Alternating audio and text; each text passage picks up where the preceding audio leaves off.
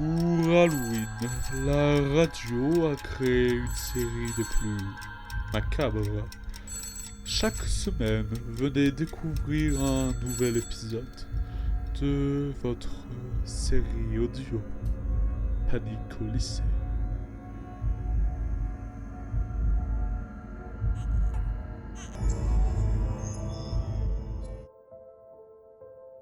Comme je vous l'expliquais précédemment, mon enquête était loin d'être terminée.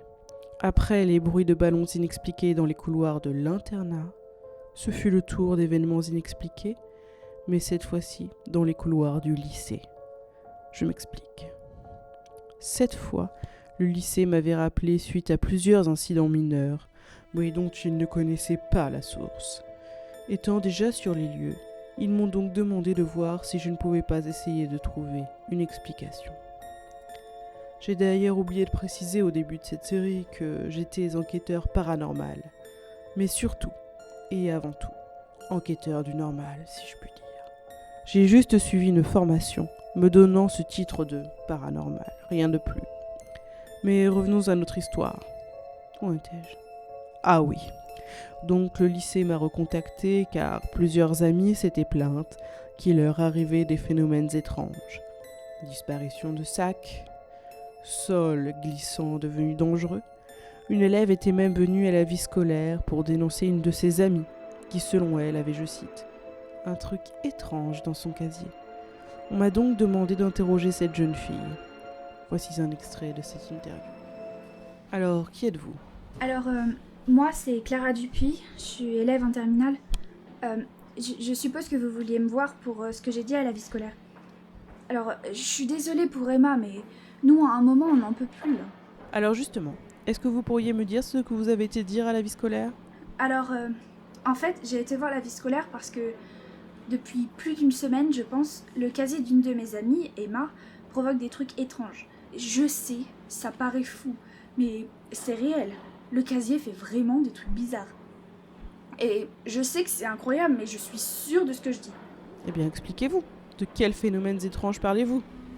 Bah, en fait, depuis plus d'une semaine, comme je vous disais, le casier d'Emma lui provoque plein de trucs cool, mais ça a des conséquences néfastes sur nous, ses amis. Et ça paraît étrange, mais on a toutes bien réfléchi ensemble et je suis sûre que les phénomènes proviennent de son casier. Et quand je dis réfléchir ensemble, je parle de notre groupe d'amis sans Emma, parce que malheureusement, elle ne l'accepterait pas. Ce n'est pas forcément sympathique, je comprends. Par contre, s'il vous plaît, expliquez-vous clairement. Comment cela fonctionne-t-il ? Donnez-moi des exemples. Bon, alors je reprends. En fait, depuis un certain temps, comme je vous ai dit, il y a des trucs étranges qui se produisent devant le casier de mon amie Emma. Et avant que vous m'interrompiez, je vais vous donner des exemples et je vais vous expliquer comment cela fonctionne. Alors, déjà, il faut savoir que Emma, c'est un peu la boss du groupe. Elle est jamais vraiment seule, il y a toujours une de nous avec elle. Donc, la première histoire qui nous est arrivée, on va dire, c'était avant un contrôle. Donc, j'étais avec elle devant son casier. D'ailleurs, tout est toujours arrivé devant son casier, mais enfin, ça vous l'avez déjà compris. Donc, elle était stressée parce que après la pause, on avait un devoir de philo. Et malheureusement pour elle, elle avait pas beaucoup appris et elle se souvenait pas de grand chose. Et je lui ai répondu que j'avais bien appris mon cours personnellement. Et même si je le connaissais pas sur le bout des doigts, j'étais presque sûre de réussir, genre j'étais assez confiante. Et donc là, Emma, elle a prononcé une phrase qu'elle aurait sûrement pas dû dire devant son casier ouvert, mais elle a dit « J'espère que je vais pouvoir me souvenir de tout ». Donc après, on va en philo, en devoir, et on se retrouve après le devoir à son casier. Et personnellement, j'étais perdue parce que pendant tout le devoir, toutes mes connaissances, tout ce que j'avais révisé, c'était comme volatilisé. Et étrangement, Emma, elle était super contente. À l'inverse, toutes ses connaissances lui étaient revenues comme par magie pendant le devoir, et elle s'attendait relativement à une bonne note. Oui, je comprends que cela puisse paraître déroutant, mais arriver au fait de dire que le casier aurait des sortes de pouvoirs magiques, vous avouerez que c'est un peu tiré par les cheveux quand même. Oui. Vu comme ça peut paraître déroutant, mais c'est pas tout. Il y a eu une autre histoire, encore une fois devant son casier. Et il y avait cette fois-ci elle et une autre de nos amies. Elles devaient toutes les deux aller en sport, une demi-heure de fond, 2 heures après je crois. Et malheureusement pour elle, encore une fois, Emma avait oublié son sac de sport. Donc elle était dégoûtée parce qu'elle adore ça, le demi-fond. Par contre, notre autre amie, elle avait son sac de sport. Donc, encore une fois, Emma a prononcé une phrase qu'elle n'aurait pas dû... Si vous voulez des preuves, vous demandez à notre autre amie. Hein. Donc, Emma, elle a dit ça me saoule de ne pas avoir mon sac, pourquoi est-ce que je l'ai oublié? J'aime trop le sport. Donc, notre amie a décidé de poser son sac de sport dans le casier d'Emma parce que c'était plus pratique hein, pour elle, pour qu'elle soit pas encombrée pendant ses cours avant le sport, quoi. Après 2 heures de cours, elles vont chercher le sac de notre amie, sauf que celui-ci, il a disparu. Et par contre, celui d'Emma, celui qu'elle avait oublié chez elle, il est apparu comme par magie. Donc notre amie, elle a accusé Emma de lui avoir volé son sac de sport, ce qui est logique. Et d'ailleurs, Emma, elle l'a compris ça, parce qu'elle lui a répondu qu'elle comprenait son raisonnement et que... Mais c'était pas possible, parce qu'elles étaient restées ensemble toutes les 2 heures et qu'elles s'étaient pas quittées du tout. Oui, cela effectivement est plus troublant.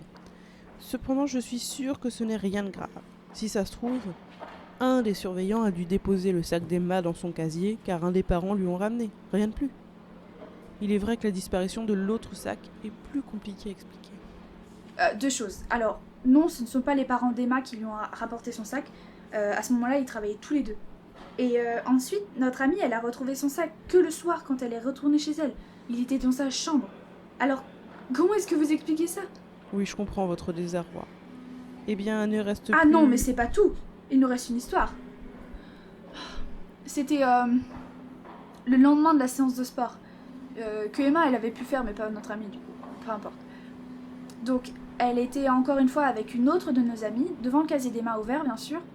Et donc, elle était épuisée d'avoir tout donné en sport la veille, et elle se plaignait d'avoir extrêmement mal aux jambes. Et comme vous l'aurez deviné, elle dit à notre amie qui était avec elle « Je donnerai tout pour ne plus avoir mal ». À ce moment-là, rien de plus, et notre Emma et notre autre amie se laissent pour aller en cours. Et 1 heure après, Emma, elle me rejoint toute heureuse, et elle est très contente parce qu'elle n'a plus de courbature. Je la fais redescendre tout de suite en lui apprenant qu'une de nos amies, celle qui était avec elle l'heure d'avant justement, mais ça à ce moment-là je le savais pas. Hein. Donc cette amie-là, elle marchait dans le couloir et puis elle a subitement glissé, elle s'est blessée la jambe, elle est partie à l'hôpital, elle s'est cassé le tibia. Ah oui, effectivement. Là, ça commence à devenir bizarre. Et donc, qu'est-ce qui s'est passé ensuite?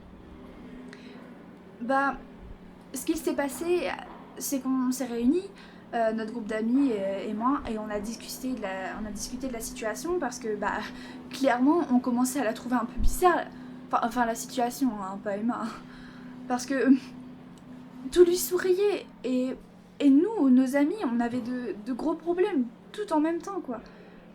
Et en plus il y a eu une autre histoire, une de nos amies qui a perdu son chien, qui s'est fait renverser par une voiture et le soir même, Emma, elle recevait un cadeau pour son anniversaire, c'était un chiot. Donc, nous, notre groupe d'amis, on a commencé à avoir peur de rester avec elle, par peur qu'il nous arrive quelque chose, et on a fini par comprendre aussi que le problème et les phénomènes, ils venaient du casier, quoi. Voilà, c'était à peu près tout ce qu'on pouvait tirer de l'interview. Nous avons discuté encore un peu de tout et de rien, mais en somme, rien d'autre de plus intéressant. J'ai aussi essayé d'interviewer Emma, mais celle-ci n'a jamais voulu. D'ailleurs, elle criait de loin dès qu'elle me voyait approcher, qu'elle n'avait rien à me dire. Enfin, j'ai appris la semaine suivante qu'Emma était partie. Elle avait argumenté sur le fait qu'elle ne pouvait rester plus longtemps dans le lycée. Celle-ci étant accusée de tous les côtés des pires choses. La situation s'est donc encore une fois mystérieusement résolue d'elle-même. Les incidents du casier ayant cessé après le départ d'Emma. C'était le 2e épisode de votre série Panique au lycée. 2 autres suivront encore. Retrouvez-en un nouveau chaque semaine sur notre chaîne YouTube. N'hésitez pas à mettre un j'aime, à commenter ou à vous abonner si l'épisode vous a plu. À la semaine prochaine.